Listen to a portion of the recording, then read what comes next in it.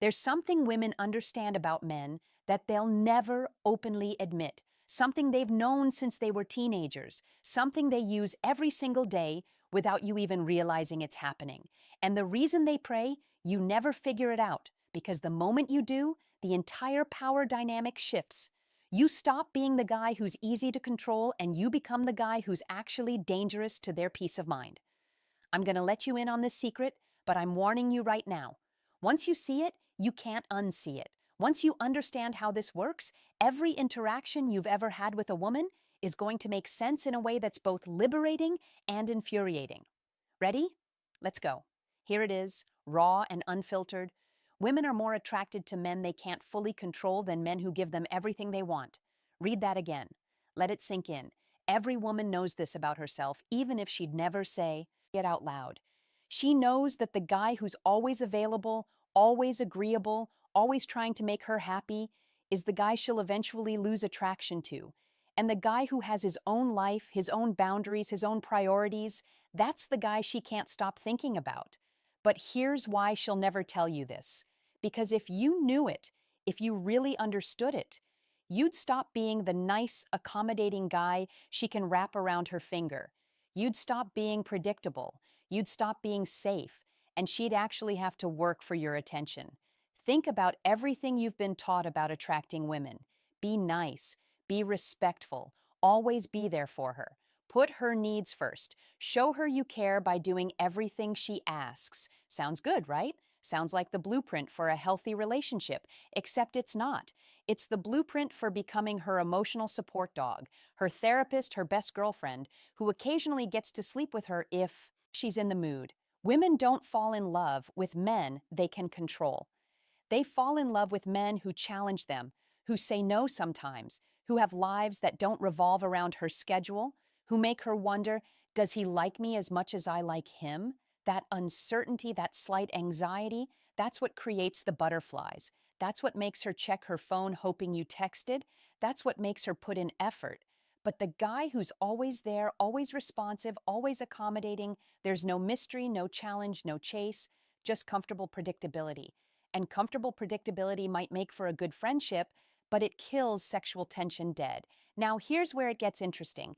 Women know this secret about themselves, so they've developed a strategy, a way to get what they want from you while keeping you exactly where they need you. She'll tell you she wants a nice guy, someone who listens, someone who's always there, someone who treats her like a queen, and you being the good dude you are, you give her exactly that. You become that guy. Always available, always supportive, always putting her first. Meanwhile, she's keeping you in the friend zone or the comfortable boyfriend zone while fantasizing about the guy who barely texts her back, the guy who has other things going on, the guy who doesn't drop everything when she calls. She's getting emotional support and validation from you while getting excitement and sexual attraction from the thought of someone else. Best of both worlds for her. Worst possible situation for you. You know why women say, I want a nice guy. And then date jerks. It's not because they're lying about wanting nice guys. It's because they're confusing what they think they should want with what actually triggers attraction. Consciously, rationally, she knows the nice guy is the better choice. He's stable, reliable, safe. He'll make a good husband and father someday. But attraction isn't rational. It's not a conscious choice. It's a feeling that happens in her body before her brain even gets involved. And that feeling, it gets triggered by uncertainty, challenge, and the sense that she has to work for something, all things. The nice guy refuses to provide because he's been taught that's playing games. So she dates the jerk, the guy who doesn't always text back, the guy who has his own life, the guy who isn't afraid to disagree with her or call her out, the guy who makes her feel something instead of making her feel comfortable. Then when that doesn't work out because he actually is a jerk, she comes crying to the nice guy, gets her validation fix, and goes right back to chasing another guy who won't put her on a pedestal. The cycle continues, and the nice guy stays confused, wondering why being good to women never works. So what changes when you actually understand this secret? When you stop playing the role she's assigned you and start operating from a place of genuine self-respect, everything shifts completely. You stop being available 24/7. Not because you're playing hard to get, but because you genuinely have other priorities, your business, your goals, your friends, your hobbies, things that matter to you independent of her. You stop agreeing with everything she says. You have your own opinions and you're not afraid to express them. Even if she disagrees, even if it creates a little tension, you stop dropping your plans the second she wants to hang out. If you're busy, you're busy. She can join your world or wait until you're free. You stop seeking her approval for every decision. You make choices based on what you think is right, not what you think will make her like you more. And here's what's wild. The moment you start doing these things, the moment you stop being controllable, her attraction skyrockets. Suddenly she's texting you more. Suddenly she's making more effort. Suddenly she's the one trying to lock down your time and attention because now you're the prize, not her. This is the part that'll mess with your head. The less you need her, the more she wants you. The more independent you are, the more she wants to be part of your life. The less available you make yourself, the harder she works to get your attention. It's completely backwards from what society teaches, but it's how human psychology works.